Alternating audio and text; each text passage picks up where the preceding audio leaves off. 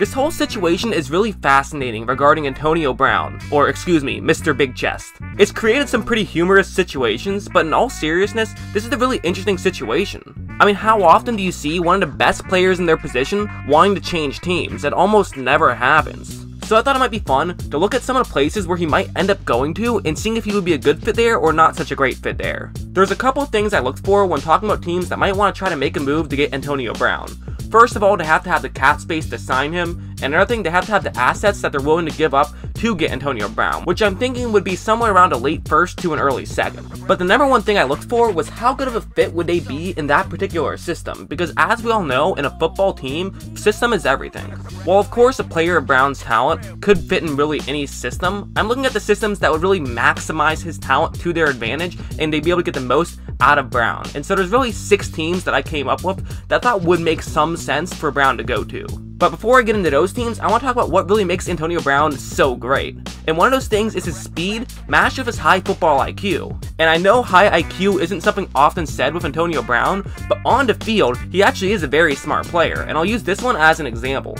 As you see, Jacksonville's running a cover 2 zone, and that's the route concept that Pittsburgh's going to be running. And if you look at Antonio Brown's route, at the end of his route, he couldn't end up getting open. If you look at right here, Brown is stopped right where his route is supposed to be stopped. However, what's going to happen here is a Jacksonville safety is going to crash in to try to break up that gap in coverage. The Jacksonville defense does this a lot, but as I just mentioned, Brown's a smart player. He sees all this going on, and he's just going to run straight downfield, and it's going to allow him to get wide open. When I first saw this, I thought this was just how the play was drawn up. However, it was mentioned in a post-game press conference that this was actually all Brown on display. It was a smart play by him, and it also showed off how fast he is and how good he is in open space that he was then able to run all the way for a touchdown. His speed and quickness is so key in him being effective, especially his quickness, as you'll see with this play. Cincinnati's going to be rushing 6 on this play. They also have a linebacker looking at Pittsburgh's halfback, and if the halfback runs a route, then that linebacker will follow the halfback to the route. However, if the halfback is blocking, then that linebacker will then also try to rush the passer. And since the halfback is blocking, this is essentially going to create a 7-man blitz. However, that's not a problem for Pittsburgh.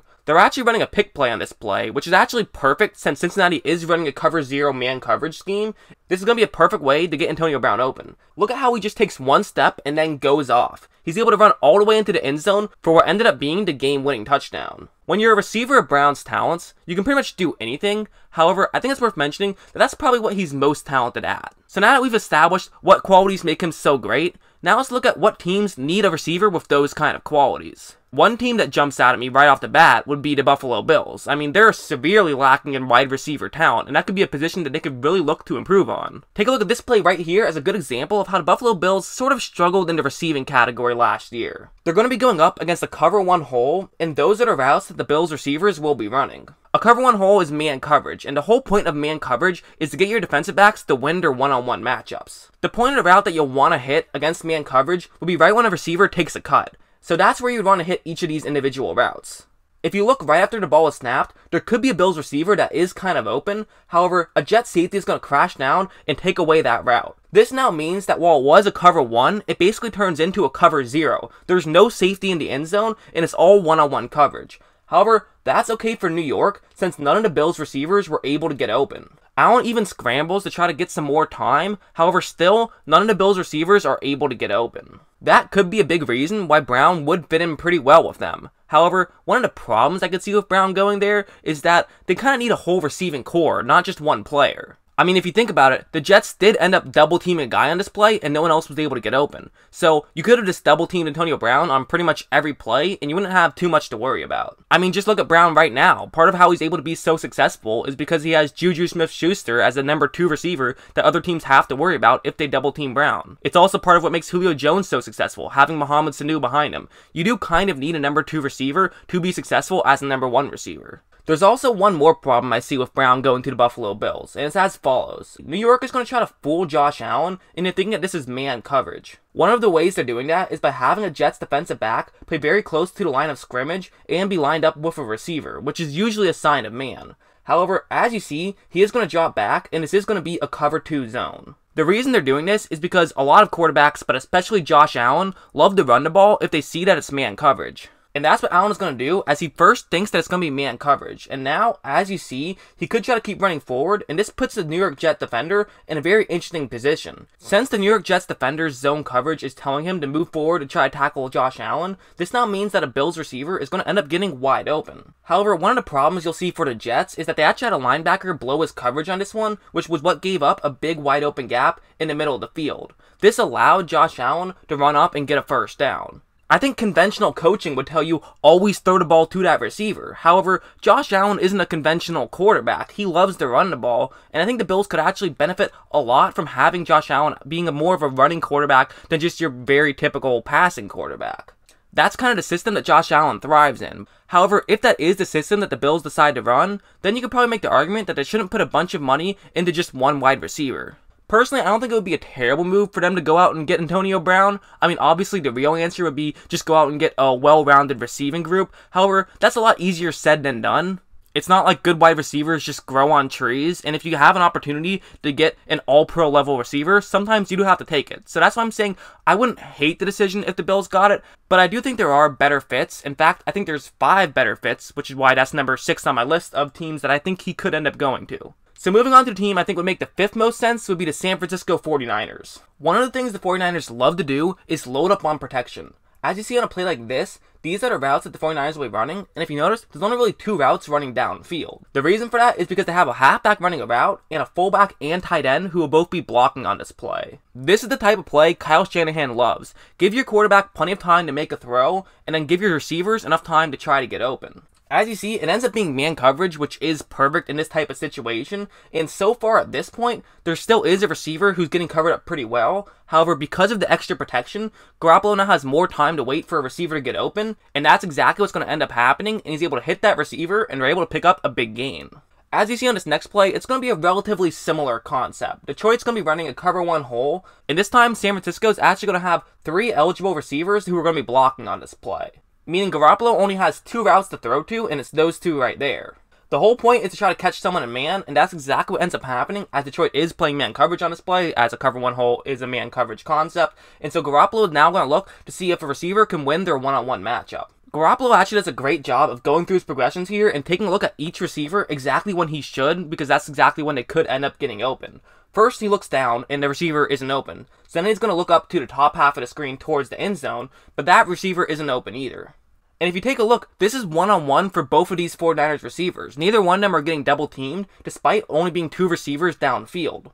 Detroit does have a safety back, however, he's not covering any of them. He's sort of right in between both of these 2 guys' routes, which is seemingly pointless. So this is one-on-one coverage, however, neither of the 49ers were able to get open. So seemingly this makes perfect sense, right? I mean, Kyle Shanahan loves to run these types of plays where a receiver has to get open. So getting a receiver that can consistently get open should help them out a lot, right? Well, the one problem I have is then once again, you could just double team Antonio Brown and you're kind of back in the same situation you started in. That's what would make me worried if the 49ers did get Antonio Brown, is opposing defense simply just double team him, take him out of the play, and now the 49ers are pretty much in the same situation they were last year, except now they do have a slightly better situation since they can't double team anyone else. I do think this move could make sense if they got Antonio Brown along with another receiver, but then the problem becomes they'd probably have to give up their high 2nd round pick to get Antonio Brown. At least that's what I'm assuming the Steelers would try to get from them, which means I'm assuming that it would be tough for them to try to get another receiver in the draft, and they'd probably have to go to free agency to try to get one, which then we all know how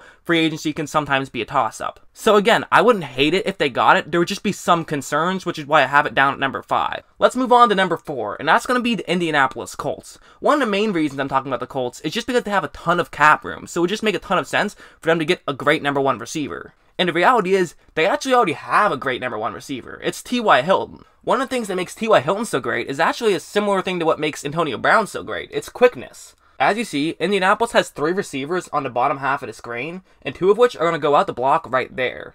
One of which will just take on that defensive back who's in the area, and the other of which will then take on the defensive back who's going to run over in that area. They're then going to send their left tackle up to block the other defensive back in that area, and they're going to send their center up to block a linebacker, and then simply just throw a screen pass to T.Y. Hilton. The Colts do like to run plays like this from time to time. They especially like to get creative with their play calling, which this play certainly is, which I think Antonio Brown would help them a ton on. Of course, it would make some sense to have T.Y. Hilton just continue to take these. However, it does then become a bit of a tell when you have 3 receivers on one side with T.Y. T.Y. Hilton as the plus receiver, it then becomes kind of obvious that it could end up being a screen pass in that direction. So if you added a second guy, it then becomes a lot easier to make those types of plays. Take a look at this next play. It's going to be a cover one hole, which is man coverage, and really the best way to beat the Colts. You want to run a lot of man coverage, largely because the Colts really only have one dominant receiver, at least as of today.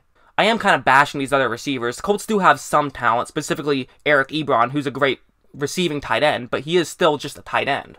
That's going to be T.Y. Hilton's route, and the reason I'm only showing his route on this play is because that's all that really matters on this play, because that's all that Andrew Luck is going to look at. He looks straight to Hilton and throws him exactly when Hilton makes the cut. Luck stared down T.Y. Hilton because he felt like he had to. He felt like he didn't have another receiver who could definitely be making some plays.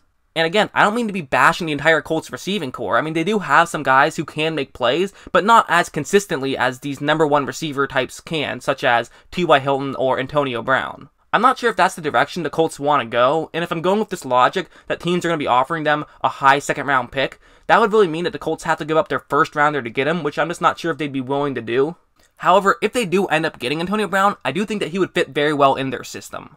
But speaking of teams that would have no problem giving up a late first round pick, being as that they have 3 first round picks, the Oakland Raiders I could definitely see being a team that could end up getting Antonio Brown. They certainly have the assets that they'd be willing to give up for him, and they have the cap space. One of the things that makes Derek Carr such a great quarterback, and yes, he is a great quarterback despite what Max Kellerman would tell you, is his ability to read defenses. Like on this play, for example, as you see, the Steelers are going to be running a cover 2 zone, and those are the routes that the Oakland Raiders receivers will be running, which means that there will be a route that could be open right about there. It's not going to be open for a while, however, it will be open for a bit of time. This now means that Jared Cook, who's running that route, will have to get to that gap in coverage very quickly, as the second he gets to that gap in coverage, a Steeler could easily run over to be in that direction and knock the ball away. However, Cook does get there quickly, and Carr is able to hit him for a first down. A lot of this John Gruden offense relies on receivers being able to make plays, and they don't have a ton of receivers as of right now. One of the other things this John Gruden offense loves to do is plays like this. As you see, they have a tight end, fullback, and halfback in the game, which means they're trying to sell as they're going to be running the ball. And if you watched a lot of Raiders games, you notice that they would do a lot of running from these types of sets, so it definitely does mean that they could run from this set. People say that you run to set up the pass, and this type of play is exactly showing why you do that. That's going to be Jordy Nelson's route, and what you're going to see here is there's going to be play action on this play. This is going to draw the Steelers linebackers in and create a wide open window in the middle of the field. Now Nelson can simply just run up there and make a catch. Nelson makes the catch and then does get instantly tackled, but it does kind of make me think, if that was Antonio Brown, I could totally see him catching it while still in stride and then running for another 20 yards, if not for another touchdown. I mean, that's the kind of thing Antonio Brown can do. Maybe he wouldn't have been able to do that on this play, but he certainly would have been able to do that on certain plays. Really, I do think the Raiders trading for Antonio Brown could make a ton of sense. I mean, they do have a late first-round pick. In fact, they could give up the first-round pick that they got from Amari Cooper to get Antonio Brown, which would certainly be a pretty significant upgrade. But the reason I have them at number 3 and not at number 1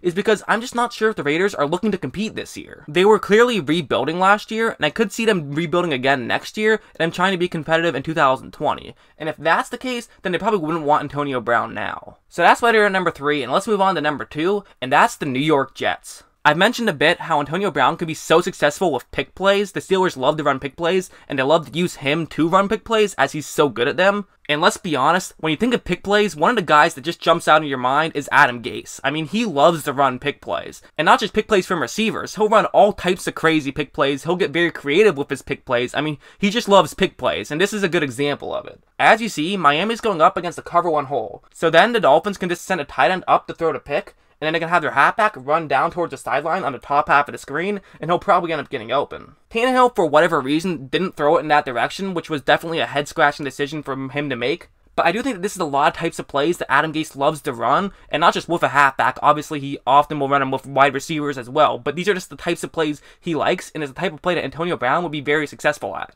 He wouldn't have to be using running backs if you give him Antonio Brown, and he wouldn't have a quarterback who's just not willing to throw those types of balls if he has Sam Darnold. So I do think that that could make a very good fit. And this is another reason why I think it could be a very good fit. If you take a look at this play, the New York Jets are going up against a cover 4 zone. The Jets have 2 specific routes running deep, and Darnold's going to try to take a shot towards the end zone here. Despite Darnold throwing into double coverage, which is the kind of thing you would almost never want him to do, this is an absolutely great throw. I mean, this is a nearly impossible catch to make. However, Antonio Brown makes impossible catches look routine. Robbie Anderson does a fine job here, and I think Robbie Anderson would actually be a really good number 2 receiver if you put him behind Antonio Brown. Personally, I think this makes a ton of sense. They have the draft capital, it fits in their system, and he's a player that could definitely be effective with a young quarterback. Just thinking about it hard enough and trying to come up with some sort of problem, the only thing I could really think of was it could be the Matt Stafford, Calvin Johnson situation, where Matt Stafford just always throws it to Calvin Johnson no matter how covered Calvin Johnson is. I could see something like that happening. However, Stafford also had a 5,000-yard season with Calvin Johnson, so I wouldn't worry about that too much.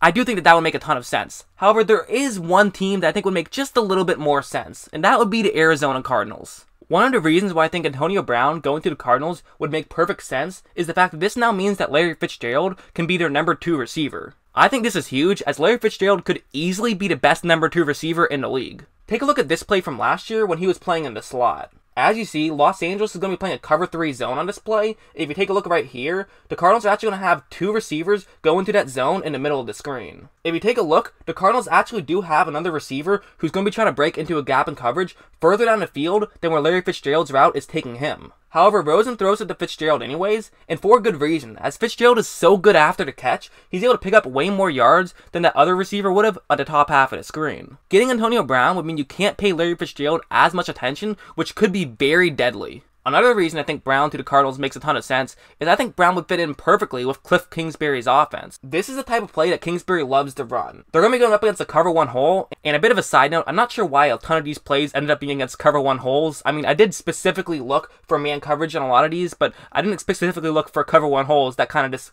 worked out that way. But regardless, it's a cover 1 hole, and it's going to be a play action play on this one. And as you see, that's the route that a Texas Tech receiver is going to be running. If you take a look right here, the play action works perfectly, and there's plenty of time now for the quarterback to make a throw. As you see, this is a play that takes a bit of time to develop, as the cut does come later down the field. However, because of the play action, they were able to have enough time to make this play work, and while of course you have a receiver going up against a college level defensive back, however, Antonio Brown makes NFL players look like college level defensive backs, so I wouldn't be really too worried about that. Kingsbury loves these types of plays. He loves deep passes down the field, he loves trickery, he loves play action, and I think Antonio Brown would just fit in that system perfectly.